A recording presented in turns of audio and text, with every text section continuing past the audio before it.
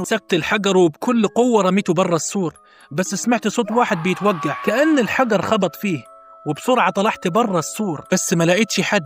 دخلت تاني وقفلت باب السور ورحت عشان افتح باب البيت، سمعت صوت حجر خبط على الأرض. بسم الله الرحمن الرحيم، يا ناس ده نفس الحجر اللي أنا رميته برا السور من شوية. وبدأت حجارة بعدد كبير تترمي عليا، وبسرعة هربت من مكان سقوط الحجارة وخرجت برا السور، بس برضه ما لقيتش حد. دخلت البيت بسرعة وقفلت كل الأبواب والشبابيك بعد ما اتأكدت إن الأمور مش طبيعية. تاني يوم عزمت إخواتي على الغدا وحكيت لهم عن كل اللي حصل. أكدوا لي إن مفيش أولاد جيران جنبنا، لأني كنت مفكر في البداية إن ولاد الجيران هم اللي بيعملوا كده، وقالوا لي إنها مجرد تهيؤات.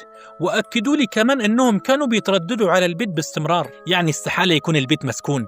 وفعلا أنا لما رجعت من السعودية كان البيت بحالة كويسة، وكان في راديو شغال على إذاعة القرآن الكريم 24 ساعة. بعد ما أخواتي مشيوا من عندي وفي نفس اليوم بالليل بدأت الحجارة